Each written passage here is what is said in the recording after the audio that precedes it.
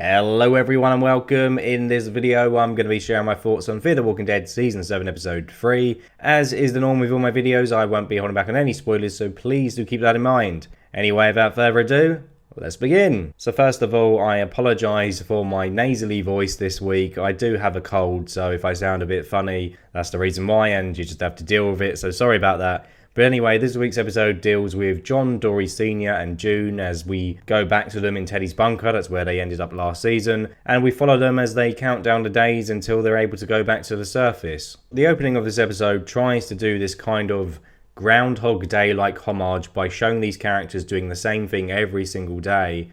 And I mean, it's okay, but the issue I have with it is that I think that June and John are way too happy given the situation they're in. I mean, yes, they're alive and they've got food, which, you know, is something to be happy about in the post-apocalypse, but I don't know, it was just like this intro took place over the period of 69 days, and it looked like it was a paradise. You know, they spent the whole time just playing board games, drinking, laughing. They didn't have any problems, which I find quite bizarre because, I mean, if you put me in a confined space, if you put me underground with someone, even someone that I liked, I'd give it, I don't know, 7 days maybe before I started losing my shit and you know, and getting annoyed at things they were doing. But in this intro, you know, they just seem like they're having the time of their lives stuck underground, which seems a bit odd, to be honest. Anyway, after the intro, this kind of, I don't know, shelf cabinet thing, which is holding a load of alcohol, collapses, and behind it is another room, and it's a secret room, and it turns out that this room is the same room in which Teddy murdered all his victims all that time ago, all those years ago, and it's a room that John was never able to find when he was investigating Teddy's case. John has a look at the room and he explains to June that he was never able to find Teddy's 23rd victim, a lady by the name of Cindy Hawkins, and then he says that, oh, I made a promise to her mum that I'd find her body. And then he says, right, so that's what I'm going to do. I'm going to find her body right now. I mean, aren't there more pressing issues at hand here? You know, you're kind of stuck underground. Is this really that important at this moment in time? Basically, the rest of the episode is just about John trying to solve this case, and I don't understand why any of this is relevant now. I mean, Teddy's dead. Why do I need an episode dedicated to finding one of his victims, one of their bodies? This should have been in the last season of the show. Why is this here now when Teddy's dead and we've got a new villain? I don't understand. It just feels out of place. It just feels like, why is this happening now? I don't know. Also, let's remember that Teddy killed these women 20 to 30 years ago.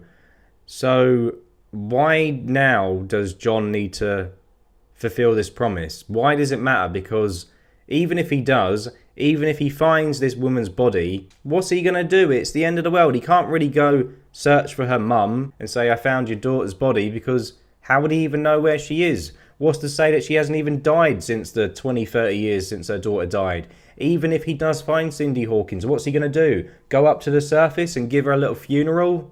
What's the point? And I expect that some people will just say to me, well, Josh, you know, you've got to keep your promises. He made a promise, so he's got to keep it. All that stuff you said is irrelevant. And, I mean, okay, if you feel that way. But, I mean, personally, I always find it irritating in TV shows and films where you've got a character who's like, I've got this promise and I've got to fulfill it, despite the fact that, you know, logically you kind of think, why?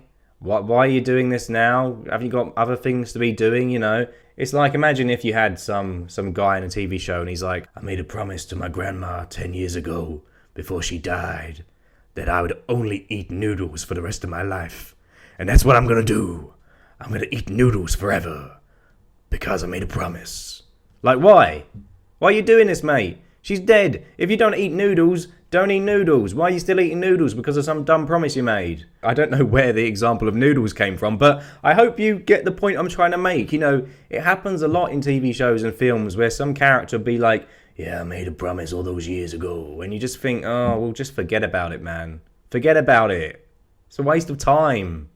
Anyway, what happens next is that John starts having hallucinations of Cindy and then talking to her hallucination. Yay! I love this kind of stuff. I love visions and hallucinations. Woo! You all know that I hate this shit. I just think that hallucinations and visions, they've been overused to death on The Walking Dead and Fear the Walking Dead. And I think it's just such an overused horror trope in general hallucinations and visions, they aren't scary. They're boring. They are boring, they're dumb, they're a waste of time.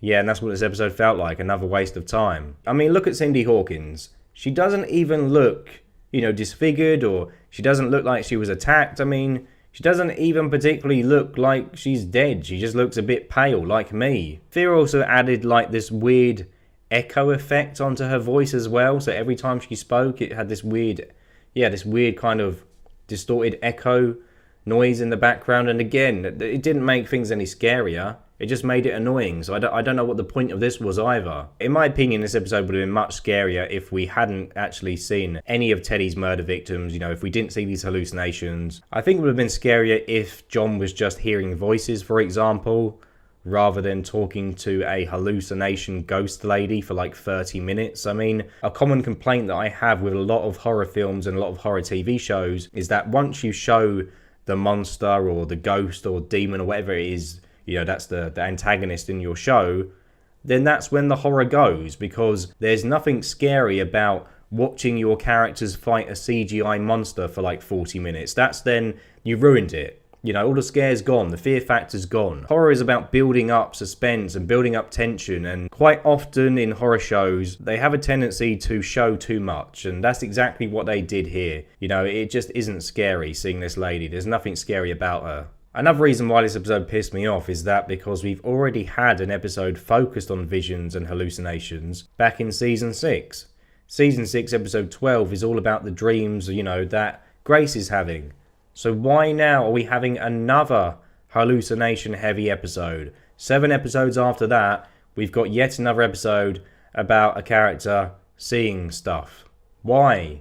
Why do they keep doing it? It's tedious, it's boring, and it needs to stop. It really does. Come the end of the episode, John does find Cindy's body, and he finds it out of pure luck. So John lifts up this piece of rubble in the bunker, and then this rubble kind of like knocks a part of the wall off that's next to it, and then behind the wall is the arm of Cindy, and yeah, she's been buried in the wall the entire time. And again, this is another thing that really irritated me, because why are so many problems on this show just solved by coincidences or solved by luck? I mean, it was only last week that Morgan just so happened to find food under the submarine because the baby happened to crawl on a piece of carpet that he lifted up, and he found there was a hatch underneath, and then there was some food. And then this week, we get this contrived situation of John finding the body because he just so happened to accidentally knock a part of the wall off where the body was. And why does this keep happening?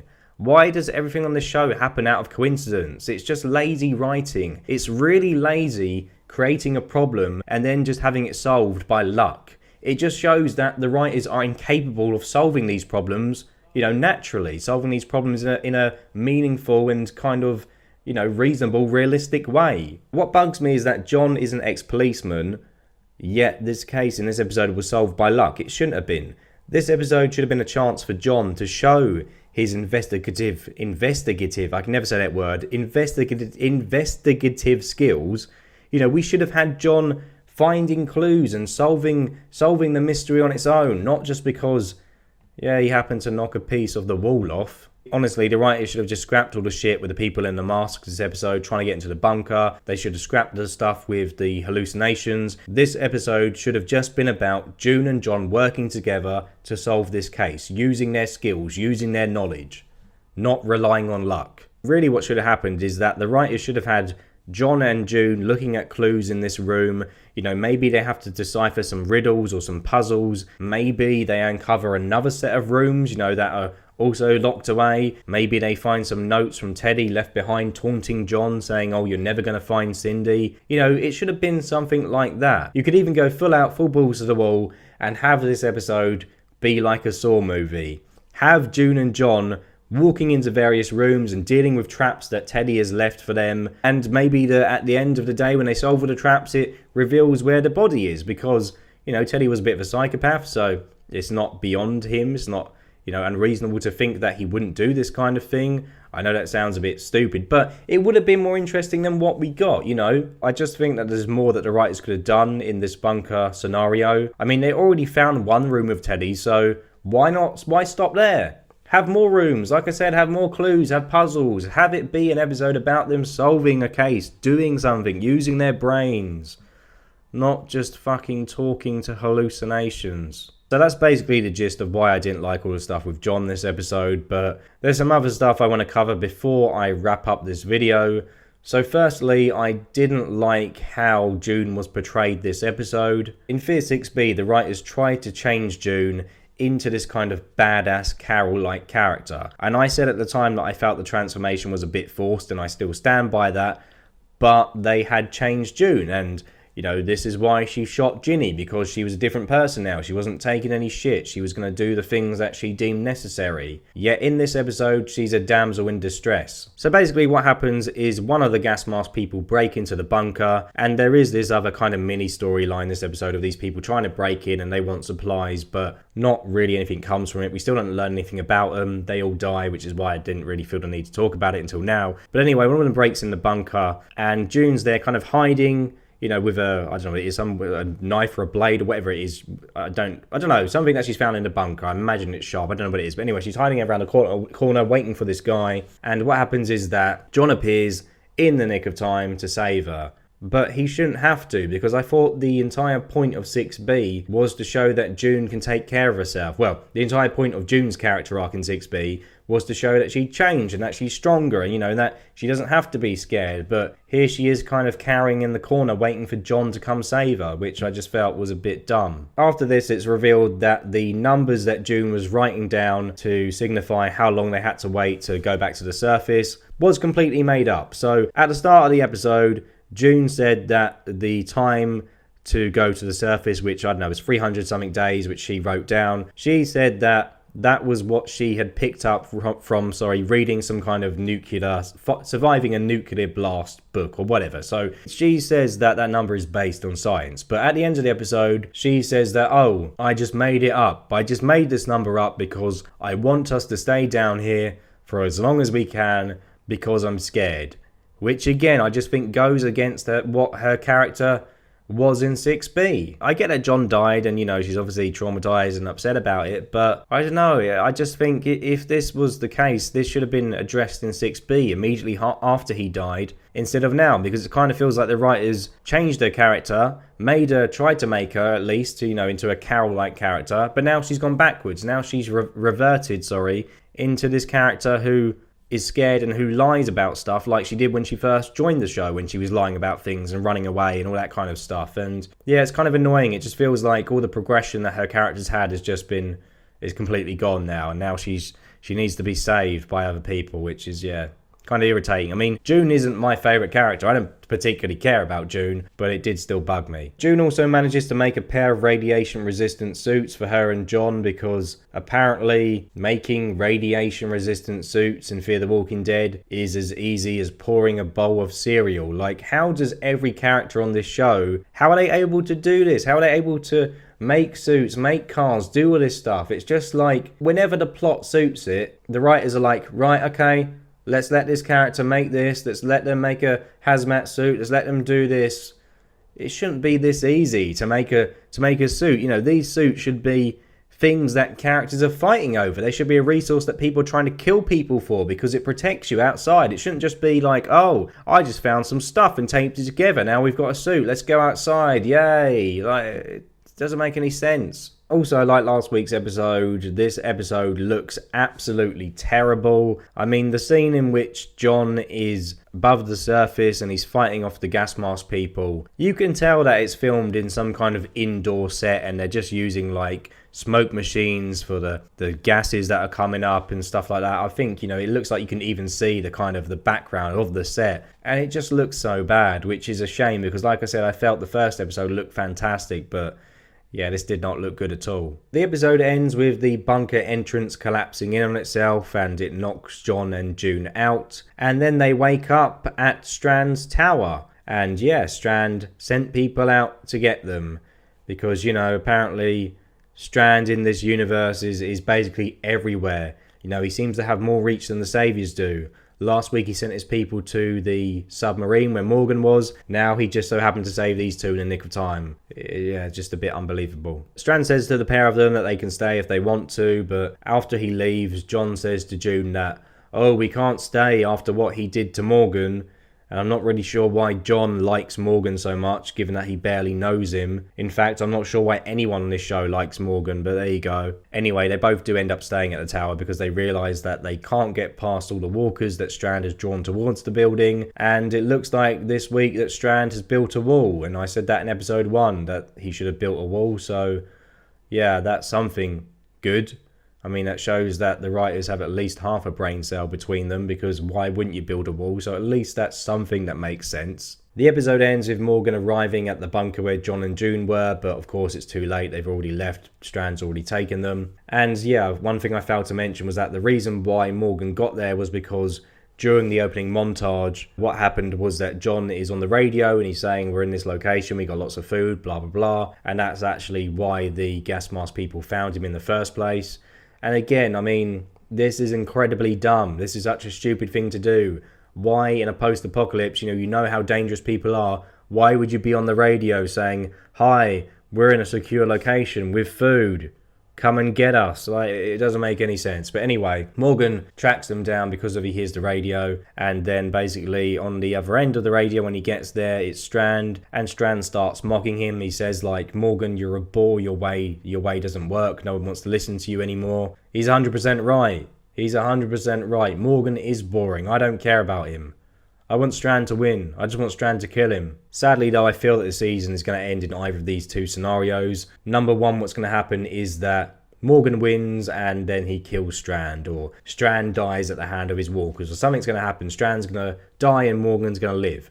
Or scenario 2 is that Morgan saves Strand and then Strand says to Morgan, oh, you were right all along, Morgan. Turns out I do need people. And then everyone's best friends again, and then everyone's back on board with the cult of Morgan. And sadly, I just don't think that Strand is going to win. But, you know, for once, I actually want the villain to win. I would be happy if Strand killed everyone bar the original characters and he won. I'd love that, but of course that's not going to happen. Strand is only in this episode for about a minute or two, but he's easily the best thing about this episode. I much prefer watching him to June and John. And I know he's very over the top this season, and I know people, again, something I said in one of my past reviews is that people have described him as cartoonish, but I think Fear has a good thing going with Strand. He's a funny, charismatic villain. You need to be showing him more. I want to be watching Strand every single episode. I want to be with him at the tower, finding out what goes on there. I want to see what his people are like, what they do. You know, I want to find out what makes him tick. I just want to learn more about his community, because it's a new place. That's more interesting to me than these bottle episodes that we're getting at the moment. I fear that Strand is going to end up the same way that Teddy did in 6B, you know, in the fact that one thing I said in my season 6B critique is that we never saw Teddy being a leader to his people. We never saw him interact with people, addressing them. We didn't learn about his people. You know, I think there's only one other person, was it Riley, who I know the name of his people. You know, it never felt like a true community, like, say, The Sanctuary did at The Walking Dead. You know, I know season 7 and 8 gets a lot of hate, and I don't particularly like those seasons, but at least The Walking Dead, it expanded on Negan's lieutenants, and we learnt about how his place operated, and it's the same for every other community on that show. Whereas, like, Fear the Walking Dead, when you look at Teddy's cult last season, we don't know anything about them. And it's the same with the tower. Strand is just there. He's just there. We don't know what goes on. We don't know how anything works in this place. He's just there, and I just kind of feel like all that's going to happen this season is that Strand is just going to keep appearing, taunting our characters, but he's never going to really be seen as an actual leader, you know, as a leader of this group, a leader of the community, because it doesn't seem that the writers are interested in exploring that, which I think is a shame. I mentioned the bottle episodes format a moment ago, and I've said many times that because how much I like 6A, I think that Fear is better when its episodes only focus on a couple of characters, but now we're in 7A, I'm not sure that's the case. To be honest, I don't think it matters. I don't think it matters if you have a lot of characters, if you have few characters. What matters is how good the writing is. If the writing's shit, you know, it doesn't matter. It's going to fail, even if you have only one character. So, yeah, I think 6A succeeded just because the writing was competent, because it was good, not because it had a few characters. So, yeah, I don't know. I was kind of excited for another kind of bottle episode half a season this season. But yeah, now I don't really think it makes a difference in the slightest, because if the show is bad, the show is bad. And I'm also kind of missing the old days of Fear when we would jump to multiple communities and, you know, see multiple characters each episode. Because problem is, if you can get episodes where it just focuses on characters you don't like. I've had Grace and Morgan episode, I don't particularly care about them. We've had this week's episode, 2 characters I don't care about. And then I think next week's episode is about the trucker lady. Again, another character who I don't give a shit about. So it's like you have to watch 3 or 4 episodes just, you know, in the hope that the next one is going to be about someone you like. This isn't how you should do storytelling all the time, you know? I think if you're unable as a writer to weaving multiple characters and multiple locations into one episode, and, you know, if you're unable to write something where you go back and forth and instead you have to focus on one character every week, I don't think you're a very good writer. I don't think you're a very good writer, because how many other shows have this format? Nearly none do. Because it's not a good way of telling a story. I mean, can you imagine if you watched the first season of Breaking Bad, and then the first episode was about Walt, the second one's about Jesse, the third is about Flynn, the fourth is about, I forget his wife's name, but you know what I mean? Can you imagine if like half a season of that show was episodes about one character each? No one would have stuck through it. It would have just felt like a waste of time. So, yeah, I don't think it works. I don't think it works long term. And I'm aware that that is kind of contradicting what I've said, you know, many times already, that Fear is good when it does bottle episodes, but this kind of season has proved that, yeah, it's not, you know, sometimes it's not. If the writing's bad, it doesn't matter, writing's bad. Yeah, this episode is bad. It's full of the same writing problems that last week's episode had. It's full of coincidences. It's full of, you know, just stuff not making sense, and things just being sold through luck and visions, all the kind of stuff that I hate, really. And yeah, it's not good. I think I dislike it more than I did last week's. It just felt like a complete, utter waste of time. I mean, the last 5 minutes of June and John getting to Strand's place, that's literally all you need to see, because everything else that comes before it is totally irrelevant. Oh, so John finds the body of one of Teddy's victims. After 20 odd years, he finds the body. Do we need to know that? We don't. You can just skip that. Just skip to the last 5 minutes. None of that's relevant at all. They get out of the bunker. They end up at Strand's place. That's it. The rest of the episode is just a waste of time. Let me know your thoughts in the comments below. Did you like this episode, or did you just dislike it as much as I did? So whatever your thoughts are, let me know in the comments below. And I'm going to edit this video and go sleep, I think. Bye.